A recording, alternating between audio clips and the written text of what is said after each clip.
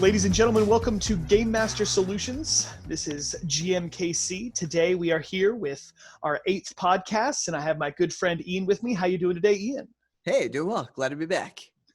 Hell yeah, man. Today we're talking about cantrips, the bread and butter of any spellcaster's repertoire. Now, cantrips are level 0 spells. They don't cost anything to throw out, and wizards will be using them usually unless they got something bigger and better to you every round. Of course, sorcerers, bards, I don't think rangers, but a whole slew of spellcasters get access to them. Now, before we get into the kinds of cantrips that we love to use, I was doing some brainstorming, and can you think of any cantrips in any movies, TV shows, video games? Does anything jump to your mind, Ian? I have a couple. Let's jump back and forth, see how many we can name. Okay. You want to start this? Sure. The first thing that comes to my mind is Gandalf. I don't know if you were going to mention Gandalf. Yes. Because Mines of Moria. Yes, he absolutely uses the light cantrip, I think. And then Yes. I think at some point in one of the movies, he has a move where his sword lights up and he strikes with it. Oh, like True Strike, maybe? Perhaps, or maybe some kind of holy green flame blade. I don't know. Oh, there you go. Yeah. All right. Yes, I did have that on my list. Okay, so how about, jumping with lights in Harry Potter, of course, Lumos, like one of the first spells that all the kids learn as first-year students. Well, hey, and Wingardium Leviosa is Mage Hand. Yes, very cool. All right, so that was yours. Okay, how about... Oh, I think that was it. Those are the two. Right? It's hard to come up with them. I did think about maybe X-Men, just because you've got two mutant Iceman for sure, like Frostbite. He can basically just do it at will. There's a cool scene in the movie where he like has a cup of coffee and he's like telling his parents, like he's a mutant, and like he just puts his finger in the mug and it just like frosts over. And in the old TV show, and then of course also in the comics, there was one of the X-Men. Her name was Jubilee, and her power is basically just a kind of cantrip, just shooting out little fireworks, right? Oh yes, for sure. I'm trying to think of what dancing lights, maybe. It's some kind, and I was thinking thaumaturgy as well, but yes. it's more precise because thaumaturgy is a lot more than just fireworks. But yeah, man, they are super important for the hard tax of gameplay.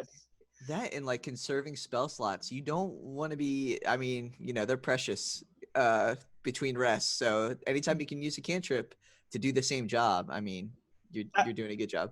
Absolutely. And that actually leads me to some research that I was doing for this podcast. And so I was looking at it, and now this is not taking into account the Scorching Ray can target 3 different targets, but Scorching Ray, a first level spell, casted normally, it will pump out 66 totes cash.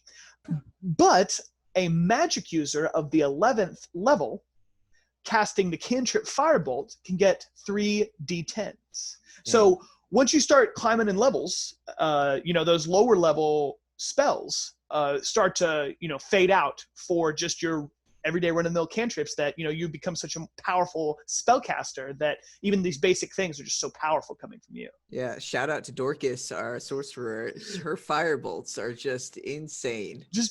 Man. Just all those, what are they, D10s? That's what firebolts kick out? Yeah, and like literally she's doing like an average of like 25 fire damage every time she spends like a sorcerer's point to she like casts her main spell, and then she just does a sorcery point to just and I'll just throw in a little extra firebolt on the top just to bring it to a boil or whatever. Yeah. Well then, allow me to ask you this, my friend. Throw it out there. What if you were to name 3 cantrips that sort of you've used over the course of your D&D career? Which 3 really speak to you? What are your top 3? Okay, so we talked about our first characters. So mine was a cleric, and my first 2 cantrips that I ever had were Light and Spare the Dying, which went with mine. I think I was a cleric of the Light. So I was all about like lighting up the place and follow me, my friends, I will lead the way and stuff like that. And of course, you know, whenever the DM or the GM says the room's in darkness, everyone's like, I have dark vision. But if you don't, the cleric's like, I have light. You know? Dude, my 3 longest played characters are a human, a dragonborn, and a halfling. So yes, light is certainly in my top 3 as well. Yeah. Also, if you're a GM, don't downplay the light. Like, you know, lots of times I'll be lazy and be like, oh, you can see everything, but it can really ratchet up the tension if you're playing with human characters or dragonborns and they cannot see, or they don't have light, or they don't have a torch, and they can barely see it, you know, and they see, oh, what was that around the corner and stuff like that. I'm gonna save my last cantrip. What about you? Well, real quick, apropos to your point about light, Yeah. if you can trick your dark vision PCs, by the way, by making color-coded traps, because no race can see color in the dark. What? And so Oh. that's how you get them. That's a little secret. That's a little tidbit for free. Oh, Anyway, man. Okay. I'll jump back to my cantrips. Oh, go ahead. Traps 2, coming soon. So that's Yes! definitely in there. Hell yeah. But yeah. So my top 3 are Create Bonfire, which is a cantrip that comes to us from Xanathar's Guide to Everything. Second place is Green Flame Blade, which comes from I think, what is it? The Sword Coast Adventures Guide. I believe. Precisely, yes, precisely. And then number 3 for me, of course, we already talked about it, Light. Lights. I'm sensing a theme, dude. Light it up, light it up. I'm on fire. Well, what's cool about these other cantrips is that, or the ones on my list, they go with the theme of light, because Create Bonfire, my number 1, I'll start out by saying one of the uses of it is instant camp, right? So anywhere you are, boom, campfire, cozy, warm. Perfect for your Eli the Bard, you know, gather around, my friends, I have a story to tell. Oh yeah. Now, in addition to that, I will, well, I hope you don't mind, I'll jump right in. Yeah. The Create Bonfire is, it's a concentration, a cantrip. It lasts up to a minute. It's got a range of 60 feet. You create a bonfire on the ground that you can see within the range. Until the spell ends, the magic bonfire fills the 5-foot cube. Any creature in the bonfire space when you cast the spell must succeed on a dex saving throw or take 1d8 fire damage. A creature must also make the saving throw when it moves into the bonfire space for the first time on a turn, or ends its turn there. Bonfire ignites flammable objects in its area that aren't being worn or carried. The spell's damage increases by 1d8 at levels 5, 11, and 17, up to 48 at level 17. That is a powerful cantrip. That's a really powerful one. And it's a little weaker than Firebolt, but in my opinion, the trade is well worth it because of the zoning that you can do.